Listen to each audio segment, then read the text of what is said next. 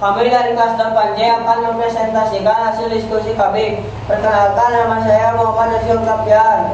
Nama saya Syifari Rahayu. Nama saya Putri Robi Filia. Nama saya Syakir Azam. Studi kasus 1, merancang jadwal belajar. Identifikasi masalah. Apakah kamu pernah merasa kesulitan mengatur jadwal belajar? Apa saja kendala yang biasa kamu hadapi? Ya, dari diskusi kelompok kami memang merasa kesulitan dalam mengatur jadwal belajar. Kami merasa waktu terbatas karena banyak kegiatan lain selain belajar. Contohnya dari kami ada yang ikut klub futsal, klub taekwondo, sekolah musik. Selain itu adanya kegiatan ekstrakurikuler di sekolah. Ada juga dari kami yang ikut kegiatan OSIS. Dari semua kegiatan itu terkadang menyita waktu dan membuat kami kelelahan, sehingga konsentrasi belajar sangat terganggu bahkan terabaikan.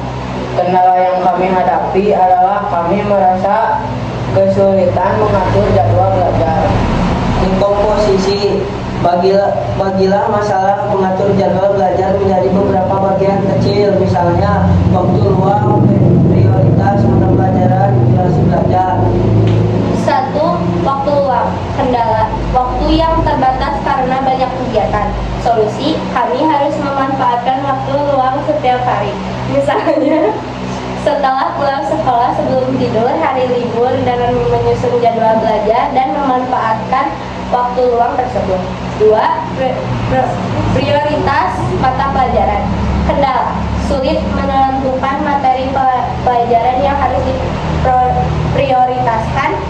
Solusinya, memprioritaskan mata pelajaran yang menurut kita lebih sulit atau yang tidak dikuasai.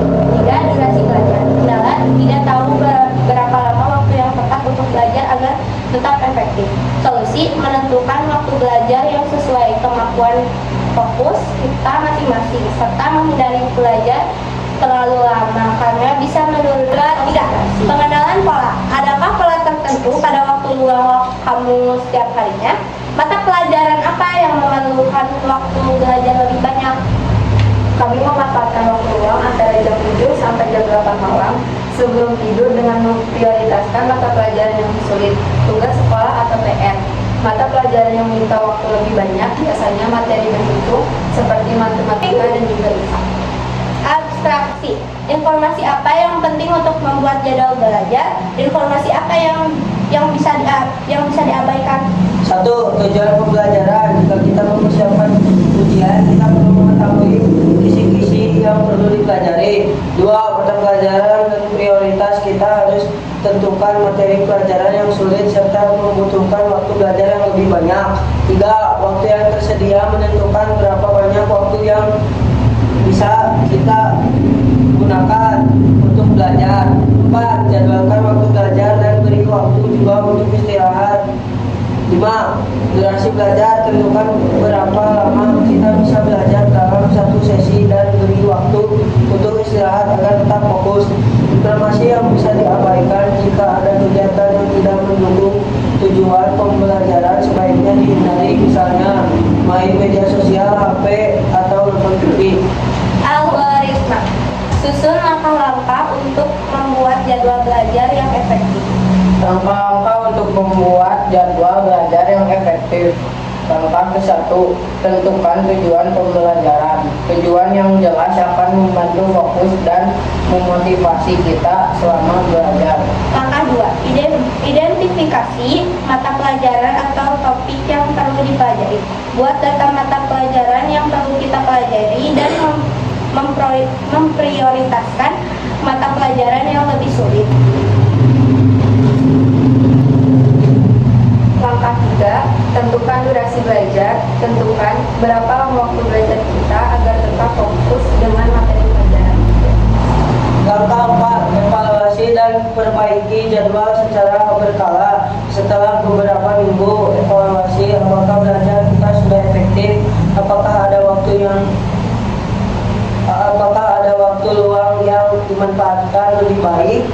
Hasil diskusi, membuat jadwal belajar yang efektif membutuhkan perencanaan yang matang, tujuan yang jelas, prioritas yang tepat, serta pengaturan waktu yang baik. Sangat membantu dalam belajar. Selain itu, waktu istirahat yang cukup juga sangat berperan penting. Evaluasi secara berkala akan membantu memperbaiki jadwal agar tetap sesuai dengan kebutuhan dan kondisi. Keberhasilan dalam belajar tidak hanya bergantung pada waktu yang dihasilkan untuk belajar, tapi juga pada bagaimana waktu itu dikelola dan diprioritaskan. Sekian presentasi dari kelompok kami. Assalamualaikum warahmatullahi wabarakatuh. Tugas kami.